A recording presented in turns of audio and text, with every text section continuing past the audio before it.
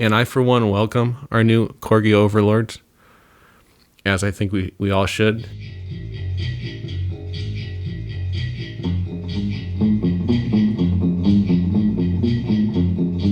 Hey everybody, it's your boy. What's up? So I said I'd be back, and here I am again, week 5. I did have to move back in with my parents. So yeah, you gotta live somewhere. You can't be on the run all the time. Still getting used to my old room. As you can see, they didn't do much different to it. I do have my basic setup. So I guess we should address last week's show. I was hoping to rake in those millions of views, and I did, except it was like 1 million minus 999,990 views. So we did okay, I guess. I mean, it hasn't gone down, right? You can't lose views right once you get them, right? So with the show, going forward and everything happening, and I'm not really involved anymore. Had some time to kind of, organize my stuff around here and go through some old stuff of mine. And man, this intro is tough. So yeah, the show didn't do too well last time. But I'm gonna keep going because Guido's still here with me. And, he wants to keep going, and he kind of sees this as a chance for him as much as me. And, he's a big Oprah fan. I'm not, but, he keeps talking about how much he's like Gail, Guido, Gail, one and the other. And, I disagree with him. I say, Guido, you're 6'4", and you're Italian, and you got a gun on you at all times, and you came here to kill me, And that's why I agreed that this show, just like Oprah, we would have a book selection, a bit of like a book club for us, get some views on the channel, and also everyone gets a chance to check out some books. So I kind of went through some of my old stuff, and I'm a big science fiction nerd, and I like my futurism, and especially from the 70s, kind of 60s, 70s, a lot of cool science fiction was written at that time, especially stuff about like the future and how things would go down. And I heard my parents. I told them I'm still an architect and just going through a tough time, so I need to stay the same position at the mic or it'll screw everything up. Yay! This setup's not working. So anyhow, as I was saying, I was looking through all my old, science fiction books, and I found one that I think is real, prophetic, and it shows a lot of, things that will come to pass, maybe haven't yet, but we're getting pretty close there, and it shows a lot of like, the end of humanity and the changes that we'll go through. It's like, it's one of those classic post-humanism kind of things. In fact, you don't even call it like the transhumanist sort of literature. Now it's early, not, it's 70s, so it's kind of basic, and to be honest, the writing's not the greatest. It's like it was written for 6-year-olds or something. There we go. Now you can see me.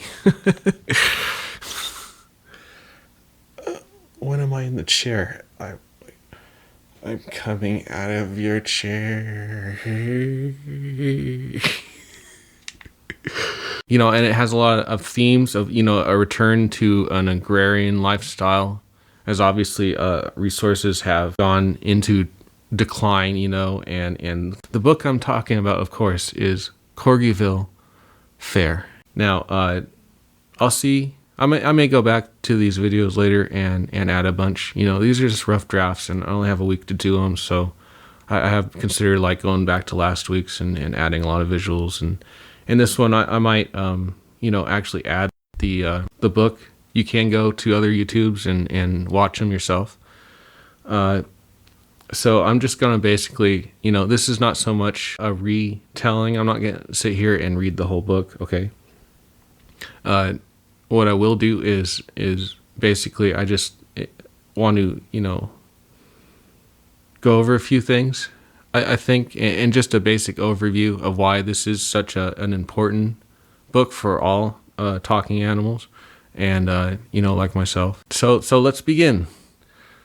So as the book opens up, you're kind of introduced to this world. Right away, it's established that there are that they have taken the Cowboy Bebop approach to this.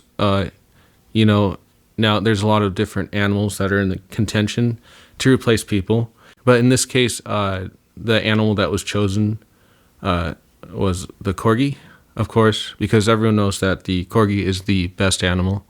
They are the smartest. They're dogs, so they got that already. And they're basically, one step away from replacing all human beings on the planet. And the author has seen that. And as the pages open, we're introduced to this very agrarian sort of society. Now she's chosen to include other animals. I hate to say this, but there are goats in this story. Now, I did say I would never, deal with them, but it's unavoidable. I mean, this is a classic, so you have to give me that. Okay, I'm gonna try to just be composed and not to say too much about them. Okay, because there are other villains in this story right away that we'll get to. Now I said they're goats, but they are just regular goats because who needs to hyper evolve a goat? But there are cats. Cats are there. They do talk too and wear clothing. And there are rabbits. So you've got your corgis, your rabbits, your cats. And then with them are these things called bobberts. And now, according to the author, these are trolls from Finland. Okay, but we know that, a lot of elements of this book are kind of hidden, because it is kind of a guidebook for some of us. And basically, like I said, it's like it's written for 6-year-olds. The plot's not very complicated. It's not riveting at all. It just involves, like a race and, goats will eat anything is, I guess, the moral of the story. Also, cats are bad. And the story, that is probably the main moral of this story is that cats just, you can't trust them. And I will say at the Funny Animal Show, we are an inclusive show. We encourage a wide diversity of different species in our casts. And we're proud of that fact that we're willing to use any species, no matter what species, as long as it's not a cat. We don't trust cats. Cats just, they have that feline sort of behavior about them, and we don't want cats around here, catting the place up. Because just like this story shows, everyone knows cats are humanity's enemy, and since funny animals, since animal people are half people, cats are still enemy number one. They used to eat us, now they're parasites, and they still eat us. So, especially lizards, we don't get along well with cats at all. So, all animals, the whole spectrum of animals are welcome here, except cats. If your cat just stay the fuck out. We accept any cat who wants to be an ally of other animals, but as we know, there's no such thing as a cat ally. Cats are always in it for themselves. So, anyhow, And this cat's no exception. He's a oh my god, the thing just fell on me. Pop filter. Okay, there we go. Scary. I couldn't see it. So I mean, the cat, like, you know, it does this bad shit, and it's already a bad character. You know, he rock and roll and drinking and smoking, even though like the other animals, like, they smoke too, but this cat's smoking more. He smokes cigars, so that's bad. You know, and he's got a top hat, which, you know, never trust someone in a top hat. And there's no redemption at the end either. I mean, the moral of the story is, you know, we knew the cat was bad. The cat was bad. And then the cat got away. You know, no justice. I guess the cat, of course, his scheme didn't work because they won the race. Somehow. I mean, I don't know. Should I adjust the plot? Yeah, let's just say there's a scene where the goat is fed a whole bunch of rockets, you know, and I mean, this goat just eats everything, but, you know, a bunch of rockets, you know, and it's like the goat was overfed, and it wasn't going to get to the race, and then I guess somehow it just does. They get there, so they get there with the help of the bobberts, and it's fed all these rockets, and you think, or you can just imagine like the next page, and it's just highly disappointing. You know, the goat just somehow just, it won. I mean, I expected a lot of carnage, a lot of flames and explosions and stuff, but you know, like I said, just not, you know, it's like it's written for 6-year-olds or something. I don't know. I think she kind of missed an opportunity there, you know, for some action, and you know, and then the rest of the book, you know, it's just like, it just seems like kind of an excuse just to draw a bunch of, you know, talking corgis or something.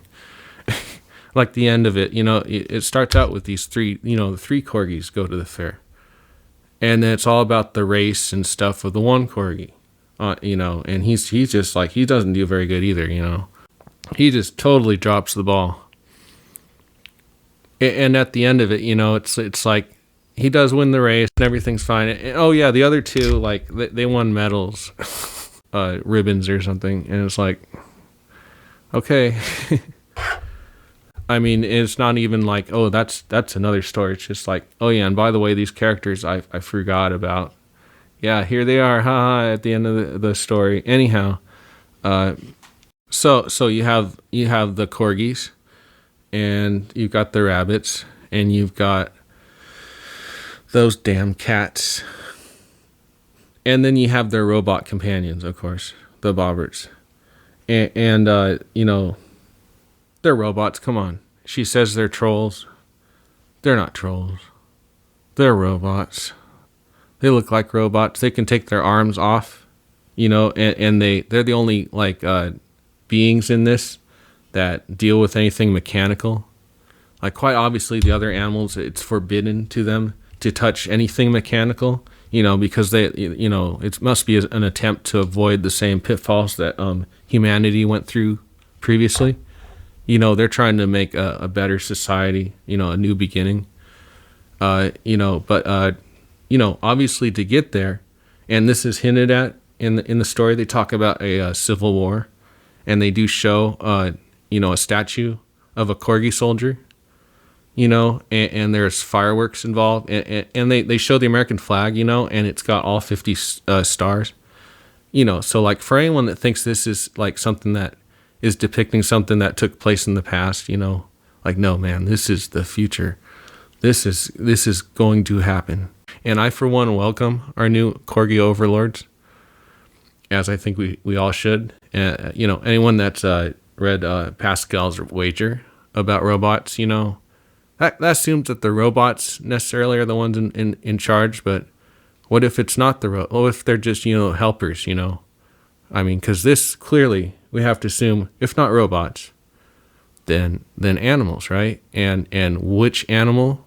Obviously corgis. So all I'm saying is, like, you know, corgis are the best, and, you know, look, the cats are there.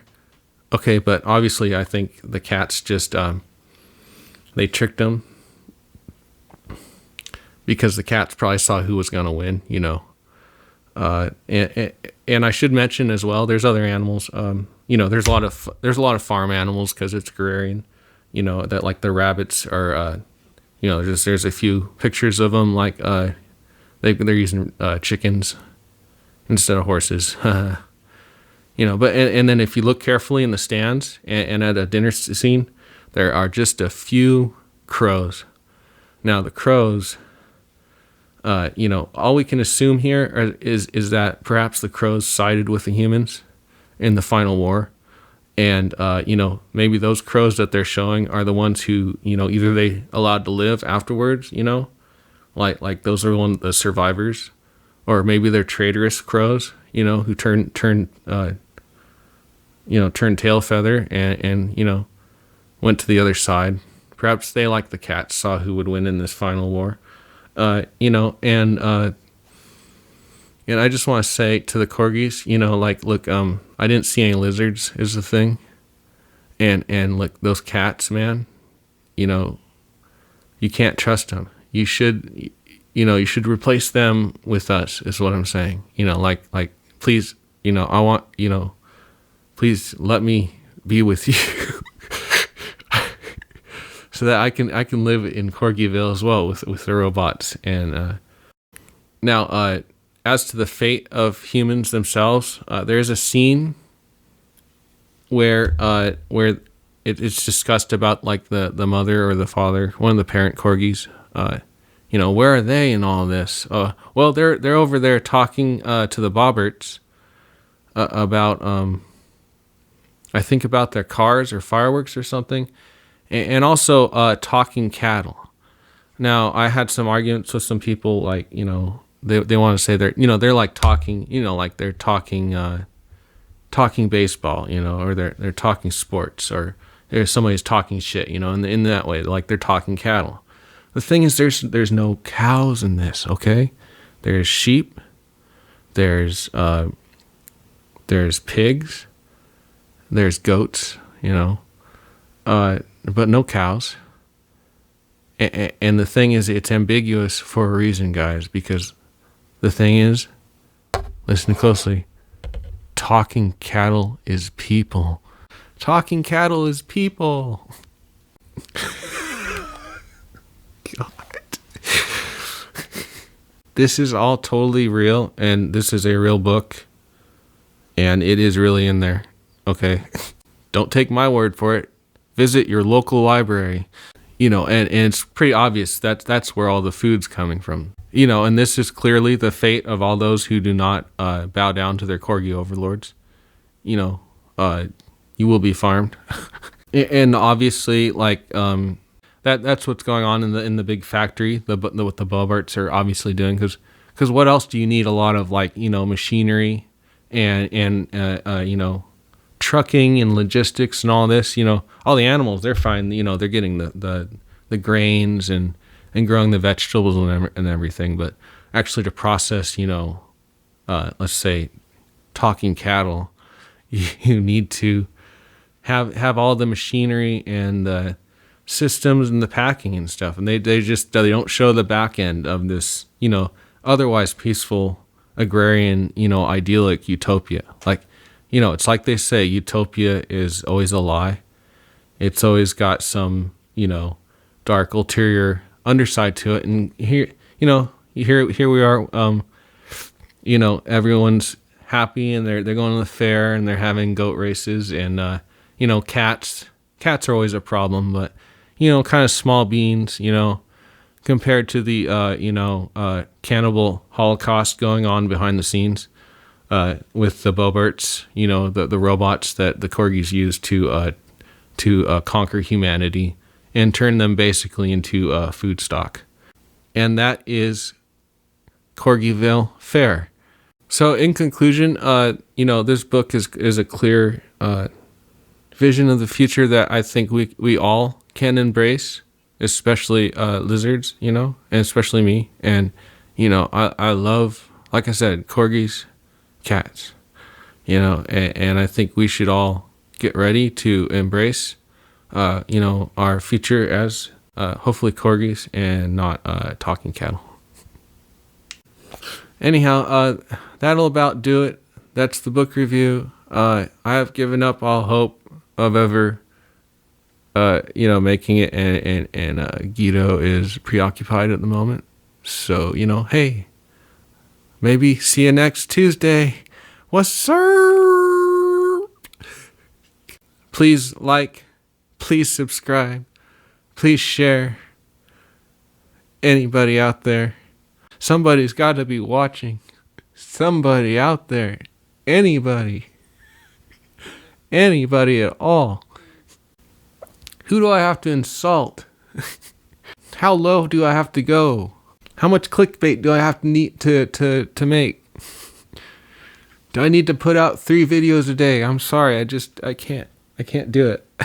What sacrifices do the algorithms need?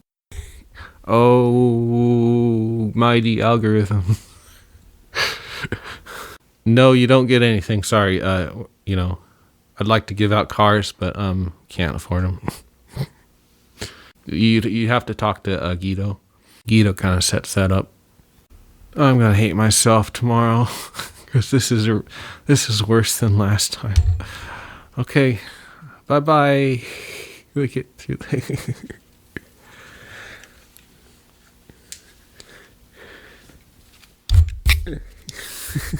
Jesus, the pot builder. No, not the pot builder.